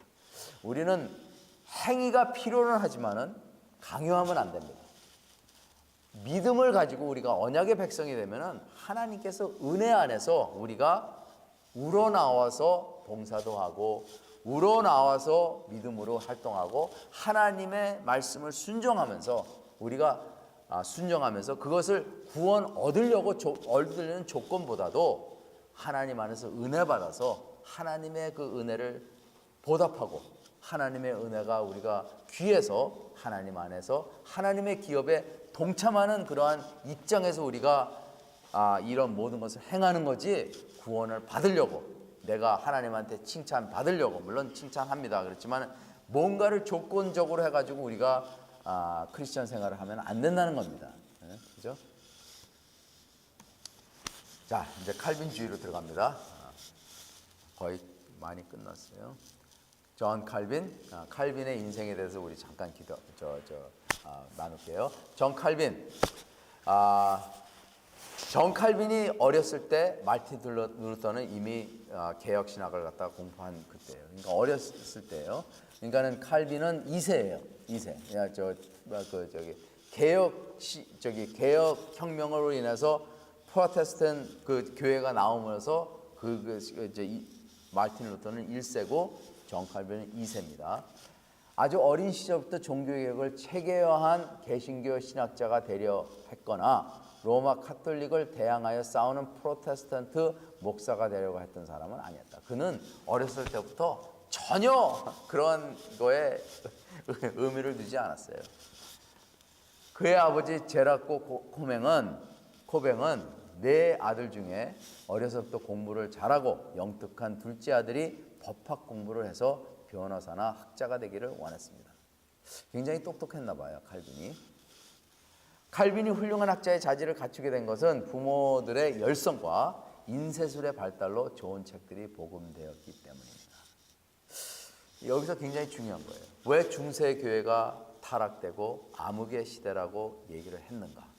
그때는 넓은 지역에 많은 흩어져 가지고 서로 연락할 길이 없고 교통수단도 별로 좋지도 않고 그래가지고 이 자기가 믿는 하나님을 글로 써가지고 나누는 그런 그게 별로 없었어요. 그러니까는 지역적으로 자기 나름대로 그냥 발전시키고 그냥 거기서 공부하고 그랬는데 칼빈이 이게 참 이 시기가 중요한 것 같아요. 이 사역자들도요 어느 시기에서 어떻게 그 사람이 태어나가지고 그 환경으로 인해가지고 신학자가 됐나 이게 참 중요해요. 칼빈이 어떤 면에서 하나님께서 이 시기에 세운 자라고 이렇게 생각할 수도 있어요.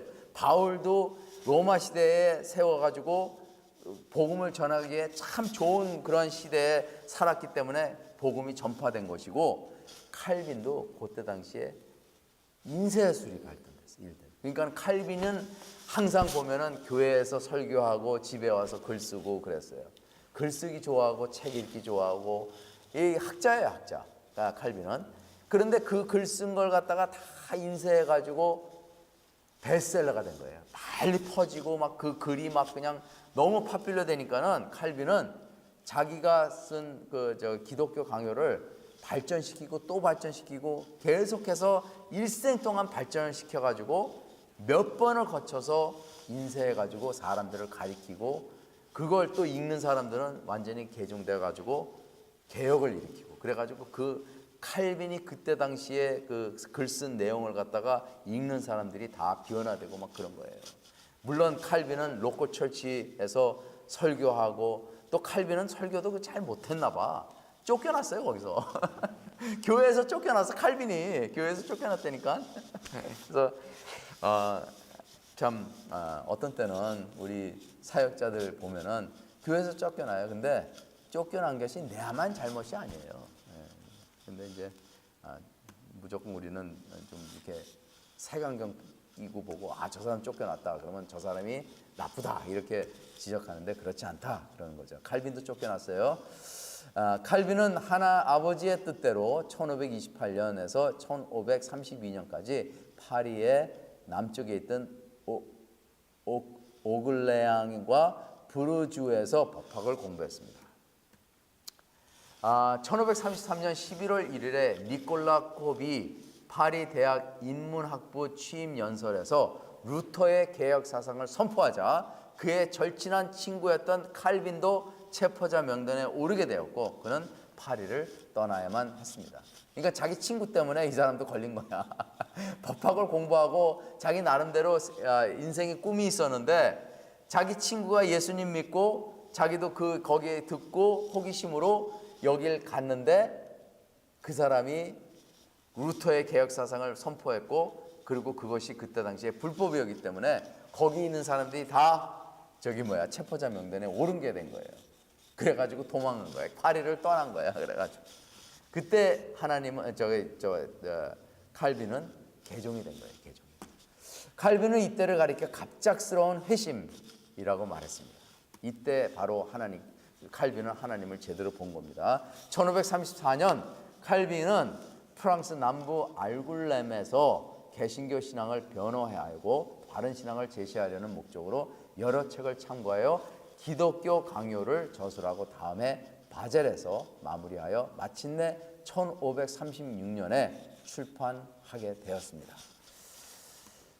그때 이 책이 출판하면서 획기적인 인기를 얻었어요. 많은 사람들이 읽었고 그래서 칼빈이 이 책을 갖다 발전시키고 이 책은 그 후 5번이나 수정을 거듭하여 마침내 개혁신학의 보물이 되어서 오늘날까지 기독교 신학에 많은 영향을 미치고 있습니다. 그래서 기독교 강요 읽어봤어요? 수업 들었어요? 기독교 강요 하면은 이제 칼빈의 신학이에요. 그러면서 아직까지 사람들은 기독교 강요를 쓰고 그리고 칼빈주의자 이렇게 해가지고 칼빈 신학으로 인해서 개혁이 일어나고 그렇게 됩니다. 그렇지만은 칼빈 신학이 다 옳다 그건 아니에요. 칼빈 신학으로 인해 가지고 많은 개혁 신학자들이 그걸 발전을 시켜 가지고 칼빈이 귀한 거지. 칼빈 신학을 갖다가 읽으면은 그게 우리한테 직접적으로 적용되고 그 사람이 성경을 갖다가 정말 온전히 보고 이런 것까지는 아니에요. 그렇게 퍼펙트하지는 않아요. 그러니까 자기 기독교 강요를 갖다 5번이나 바꿨지. 발전시키고 그러니까 기독교 강요가 5번 발전시키면서 읽어 나가면서 자기가 또 공부하고 그리고 자기가 배운 게 있기 때문에 중간에서도 바꿔 자기 입장을 그런 적도 있어요. 그래가지고 자꾸만 바꾸고 수정하고 그리고 고치고 그러면서 발전시켜 일생을 통해서 5번이나 발전시켜가지고 결국에는 완성시키고 50 중반에 돌아가셨잖아요. 병들어가지고. 얘가 참 50 중반이면은 정말 젊었을 때 돌아왔는데 그 많은 업적을 갖다가 칼빈이 이루어냈어요. 개혁신학, Reform Theology는 칼빈주의라는 용어와 같은 뜻을 사용하고 있습니다. 그래서 우리 IRUS는 개혁신학이다. 우리 개혁신학을 가리킨다. 근데 그러면 사람들이 신학생들이 그럼 개혁신학이 뭡니까? 그렇게 물어봐요. 알았어요? 개혁신학이 뭔지? 잘 모르죠. 그냥 개혁신학 하면은 굉장히 대단한 것 같지만 개혁신학이 뭐냐 그러면은 대답 제대로 하는 사람 별로 없어요. 최인우 전도사님 알았어요? 개혁 신학이 칼빈 신학이다. 이렇게 주장해요, 여기서. 그러니까는 누가 뭐 물어보면 개혁 신학이 뭐예요? 그러면 칼빈 신학이에요. 그것도 몰랐어. 이렇게 지적할 수 있게끔 해야 돼. 그럼 칼빈 신학이 뭐예요? 그러면 기독교 강학 읽어봐. 그럼 칼빈 신학 이해할 수 있어. 자, 칼빈주의. 자, 칼빈주의하고 칼빈주의자하고 틀립니다. 칼빈주의자라고 그래가지고 칼빈주의를 아는 사람들이 아니에요. 그냥 자기네들이 주장합니다. 근데 칼빈주의는 칼빈의 신학을 중점으로 다룬 내용이다, 이렇게 얘기합니다. 이게 바로 개혁 신학이에요. 가장 순수한 기독교, 가장 깨끗한 기독교 신앙의 해설들을 모아놓은 것을 일컬어서 이야기한다고 합니다. 칼빈주의란 단어는 혼란과 박해 속에서 루터 교인들과 구별된 신조와 신앙을 지닌 교회들을 지칭한다는 것입니다. 윌리엄 스탠포드 리드는 교수는 개혁신학에 대해 개혁주의라는 용어는 루터파와 제세례파로부터 칼빈주의자들을 구별하기 위해 사용된 용어로서 츄빙길리가 시작하여 그 위에 칼빈이 기독교 강요에서 정립한 신학과 성경 주석을 통해서 발전시킨 개신교 신학을 의미한다라고 하였습니다. 그러니까는 이 개혁 신학하면은 역사가 분명해요. 개혁 신학자들이 이어서 개혁 신학을 발전시키고 그리고 계속해서 그 맥을 갖다가 계속 이어나갑니다. 지금은 그렇게 많지 않아요, 개혁 신학자들. 오히려 소수에 속해요. 그렇지만은 개혁 신학자들은 자기네들이 칼빈 신학을 지킨다는 데서 굉장히 자부심을 갖고 있어요. 교회 제도라는 측면에서 볼 때 개혁 신학 또는 칼빈주의는 전 세계의 장로교회라는 정치 제도를 형성시켰습니다. 장로교회라는 말은 칼빈이 만들어낸 게 아니에요.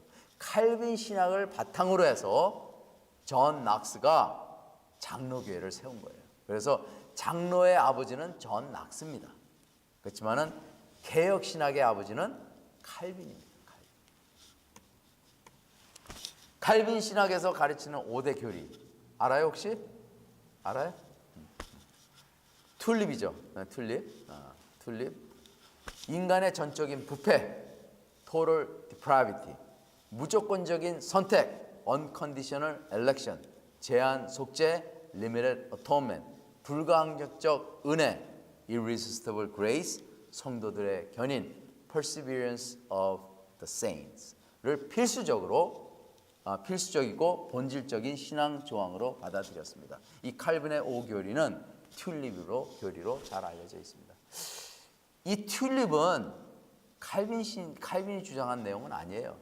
칼빈주의를 갖다가 공부하고 칼빈 신학을 공부하고 칼빈은 이 5교리를 중점으로 모든 것을 썼구나 해가지고 그 내용을 갖다가 다 종합해서 만든 게 칼빈 5대 교리예요. 그죠? 그리고 마틴 루터는 5개의 솔라스를 갖다가 주장했죠. 말씀, 그리스도, 믿음, 은혜, 그리고 하나님의 영광. 이렇게. 그러니까 그걸 중심으로 우리는 개혁 신학을 갖다가 유지해야 됩니다. 그것에 벗어나면은 자유신학이 되고 이단이 되고 사유리 종교가 되는 거예요. 하나님의 주권적 통치는 인간의 모든 문제를 풀어주는 최종적인 해답입니다. 우리는 하나님의 통치를 받아요. 자, 칼빈의 언약신약 요거 잠깐 하고 이제 마치겠습니다. 칼빈은 기독교 강요에서 언약을 따로 주제 삼지 않았지만 그의 주석과 설교에서 언약의 아이디어를 많이 발전했습니다. 그러니까는 칼빈은 믿음, 은혜, 하나님의 지식 이렇게 해가지고 타이틀을 갖다가 다 냈잖아요. 4권인가 5권을 통해서. 근데 언약이라는 주제는 따로 만들지 않았어요. 언약은 선포되고 발표되는 것일 뿐이지 인간들에게 강요되거나 준수하라고 간청할 성격의 것이 아니었다라고 칼빈은 얘기합니다. 그러니까 언약은 사람들한테 인시스트하면 안 돼요. 이해를 시키고 하나님 말씀은 강요를 하면 안 됩니다. 율법적으로 다루면 안 됩니다. 이해를 시킵니다. 하나님을 알게끔 도와줘야 돼요. 그러면은 인간은 하나님과 가까이 가면서 알아서 도덕적인 삶을 살고, 알아서 깨끗한 삶을 살고, 알아서 하나님 안에서 변화되고 그렇습니다. 그게 말씀의 능력이에요. 근데 우리가 율법적으로 말씀이 이렇게 돼 있으니까는 이렇게 해야 된다, 이렇게 하면 안 돼요. 난 그래서 내 아내에게 성경 말씀 들고 뭐 이렇게 얘기 안 해. 큰일 나. 안 해. 자식들에게 성경 말씀이 이렇게 하는데 너 왜 안 해? 이렇게 안 해. 큰일 나. 아니, 그거 저거 안 돼요. 그런 거 율법적이에요, 이게. 근데 성경에는 이렇게 말씀한다. 그리고 내가 이렇게 이것 때문에 내가 변화됐다. 이렇게는 얘기할 수 있지. 그러니까는 율법적으로 적용하는 거는 나예요, 나. 내가 적용해야 돼. 남 적용하면은 위험해요. 오히려 실족시키고, 오히려 저주시키고, 그리고 하나님한테 멀리 떨어지게 하는 역할이에요. 왜냐하면 인간은 본능적으로 잔소리하는 받는 거 싫어해요. 그렇기 때문에 누굴 가리키려고 그러면 안 돼요. 강요해서도 안 돼요. 그리고 하나님의 말씀은 이해를 시키고 그 진리를 깨닫게 해주고 그 역할을 우리가 감당해요. 그리고 그 사람을 갖다가 변화시키고 그 사람을 더 잘 살게 하고 복 주시는 건 하나님이시고 성령님이세요. 그걸 우리가 이해를 해야 됩니다. 그래서 하나님의 말씀 안에서는 정죄함이 없다. 그리스도 예수 안에는 정죄함이 없나니 그랬어요. 난 그걸 굉장히 새겨듣고 그럽니다. 우리 크리스찬들은 하나님 말씀을 점점 알면서 거룩하려고 노력은 하지만은 거룩성이 높아지잖아요. 믿음이 내가 점점 이렇게 높잖아요. 그러면은 다른 사람들의 결점이 더 잘 보여요. 왜냐하면 우리는 그러한 눈을 갖다 하나님께 주셨어요. 근데 그걸 결점으로 보면 안 되고, 그걸 남을 정죄하는 것으로 쓰면 안 되고, 오히려 그런 믿음이 약한 자들을 우리가 돌봐주고 보호해주고, 그리고 정죄하지 않고 그들을 말씀으로 이게 하나님께 가까이 갈 수 있게끔 지도하는 그러한 역할을 해야 됩니다. 그래서 제자 훈련이 중요한 것이고, 그리고 복음 전하는 것이 중요한 것입니다. 자, 칼빈과 블링거는 둘 다 언약이 하나님의 구원 방법이라는 인식에는 동의하였지만 하나님의 행동과 인간들의 행동을 다름에 있어서 강조점이 서로 차이가 있었습니다. 그러니까는 언약 신학을 갖다가 주장하면서도 조금씩 다르다는 거죠. 그러니까는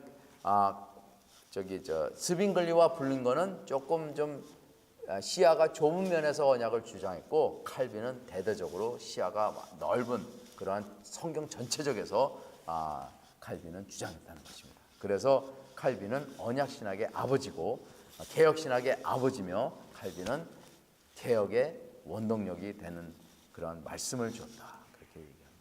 칼빈은 기독교 강요에서 언약 개념을 적어도 273번 직접적으로 언급했습니다. 누가 그렇게 쉬었나 봐. 이건 내가 쉰 게 아니고 기독교 강의 안에서 많은 글들이 있지만 칼빈에 대해서 설명한 게 273번이에요. 그러니까는 굉장히 많이 다룬 거죠. 그러니까 칼빈은 언약 신학이라는 것을 따로 안 세운 것은 모든 그러한 주제들이 다 언약적으로 이루어진 거예요. 그렇게 봐요.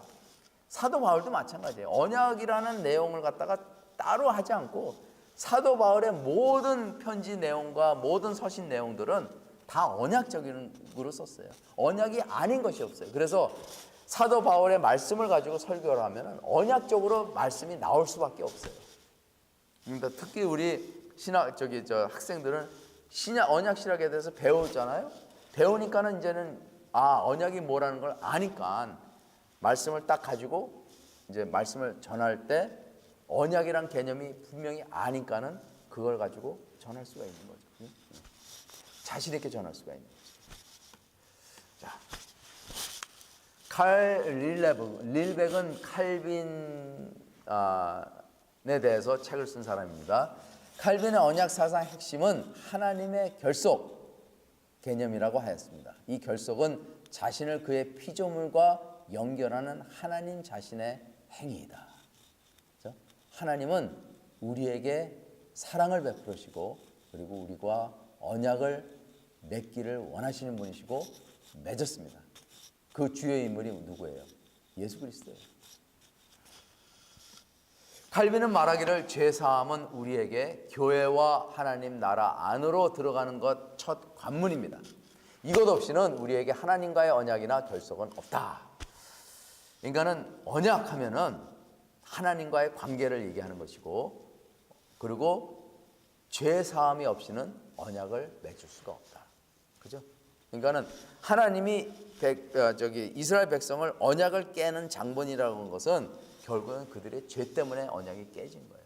이 은혜 시대도 똑같아요. 예수 그리스도를 믿는 자들도 죄에서 계속해서 헤매고 나오지 못하고 예수님의 그 말씀 안에서도 계속 죄를 짓는 사람들은 하나님 언약을 깨는 사람이에요. 그렇죠? 교회를 아무리 오래 다녀도 언약을 깨는 사람은 깨는 사람이에요. 그래서 지금이나 구약에서나 죄는 언약을 깨는 역할을 한다. 특히 우상 숭배는 하나님을 모독하는 것이고, 그 고귀한 언약을 완전히 묵사발시키는 역할을 한다는 것입니다. 언약은 하나님과 연합하는 수단이다. 관계라고 얘기했지만 또 연합하는 수단이라고 했어요. 하나님과 나와 합한 자가 되고, 하나님이 내 안에 더불어 있고 내가 하나님 안에 더불어 먹고 사는 그러한 관계다. 하나님과 나는 신부와 신랑의 관계다. 그렇죠? 여러 가지로 설명할 수 있어요. 자, 앤토니 호키마가 이제 이렇게 설명합니다. 좀 과격하게 이제 칼빈에 대해서 얘기해요. 자, 내가 빨리 읽을게요. 그러므로 이 말씀을 마음에 새기고 그것을 확실히 알자. 모세가 선언하는 바에 따르면 하나님께서 우리와 맺으신 언약은 전적으로 하나님의 선하심에 의존하는 것이고 다른 그 어떤 것에도 의지하지 않는다. 우리가 마치 그런 유익을 받을 만한 가치가 있다는 등 추정으로 자신을 교만케 해서는 안 된다. 칼빈은 하나님이 인간과 언약을 맺으시는 것은 마치 지상의 왕이 돼지 때와 언약을 맺는 것과 같은 엄청난 호의의 증거라고 말하였다. 신명기 26장 16절에서 19절 설교에서 칼빈은 인간이 먼저 하나님과 언약을 맺는다는 사상 자체가 주제 넘은 것이라고 주장하였다. 하나님께서 먼저 우리에게 오셔야 하였다. 어떤 죽을 수밖에 없는 사람이 자신을 하나님 앞에 내놓으며 당신을 나에게 묻고 여기서 함께 언약을 맺으십시다. 그리하여 당신은 나의 하나님이 되고 나는 당신 백성이 일원이 될 것이요 라고 말할 수 있겠는가? 만일 그들이 하나님에게 이런 식으로 말한다면 미친 것이 아닌가? 좀 이렇게 좀 가격하게 했는데 사실 맞아요. 하나님의 존재가 우리 인간의 존재하고 얼마나 차이가 나. 그런데도 하나님은 우리 여기서 말하는 돼지 우리에서 똥을 먹고 지저분한 그런 우리를 갖다가 하나님께서 우리를 깨끗하다 여기시고 우리와 함께 어울리기 원하시고 그리고 우리를 하나님의 백성으로 받아주시는 그러한 하나님이 어디 있냐 이거예요. 이 세상에 이방신들 중에서 그러한 하나님이 어디 있냐 이거예요. 인간 하나님의 사랑을 깨닫고 우리가 하나님의 백성이 되는 것이 하나님의 전적으로 우리에게 주신 은혜이기 때문에 매일같이 감사하게 살아야 된다는 것입니다. 감사를 모르는 삶은 배은망덕한 삶입니다. 우리는 하나님의 은혜에 항상 감사해야 돼요. 정말 돼지 같은 그리고 개 같은 인생 우리가 살았는데 죄 많은 인생 우리가 살았는데 하나님께서 우리에게 의롭다 여기시고 그리고 믿음 주시고 그리고 언약의 백성으로 이렇게 특별한 혜택을 주시는 하나님에게 우리는 감사하고 그 은혜를 잊지 않은 자들이 돼야 됩니다. 정말이에요. 그래야지 언약의 백성이 되고 하나님께서 인정받는 하나님의 백성이 됩니다. 자, 인간의 행위에 대해 전적으로 타락했다고 생각하는 칼빈에게 인간의 행위를 의롭다고 여겨주시는 하나님은 어떤 존재인가? 칼빈은요, 토럴 디프라비티라는 튤립에서 티 나온 거죠. 토럴 디프라비티가 무슨 얘기인지 알아요? 인간이 무슨 자유의지가 있네요. 칼빈은 타락한 인간이 무슨 나는 이거 좋고 나는 이거 좋고 내가 하나님 믿고 안 믿고 내 마음이다 이렇게 얘기할 권리가 있네요. 없대. 우리는 완전히 타락한 존재이고 완전히 구제불능한 존재이고 우리는 그냥 가만 놔두면 저절로 멸망하는 존재라 이거예요. 그런데 하나님께서 그러한 존재를 무조건적인 은혜를 주셔가지고 우리를 구원해 주셨다는 겁니다.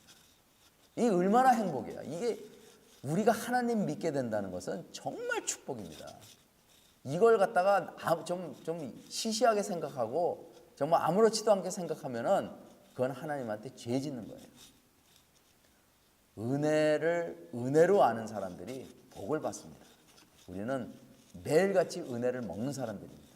하나님의 언약하는 가운데서 하나님을 체험하고 하나님께서 자기 자신을 우리에게 내주었기 때문에 우리가 하나님 안에서 은혜를 받을 수 있는 것입니다. 이것이 하나님의 축복이에요. 그것을 못 누리는 자들은 믿음이 없거나 하나님의 언약을 깨우치지 못하기 때문에 그런 것입니다. 이것은 인간의 행위가 칭의를 얻는 공로가 된다는 것이 결코 아니다. 하나님께서는 성령의 은사들을 주셔서 선행에 대해서 상급을 잊지 않으신다는 점을 강조하는 말이다. 칼빈은 이 점에서 칭의만을 절대적으로 다루려는 루터와 달랐다. 율법의 약속은 언약의 은혜로운 선물에 의해서 확인되어진다. 언약 안에서 하나님은 인간들의 행위에 있는 죄를 자유롭게 용서하신다. 칼빈은 중세의 공로 사상을 용납하시는 하나님의 언약으로 인해서 선행을 분명히 인정하고 루터의 개혁 사상에서 믿음에 의한 칭의로 바꾸어 놓은 것이다. 중세 로마 카톨릭이 인정하려 했던 공로 사상을 거부하면서도 칼빈은 언약으로 인해서 믿음으로 말미암아 의롭다 하심을 받은 성도들의 인간의 선행을 받아들였다.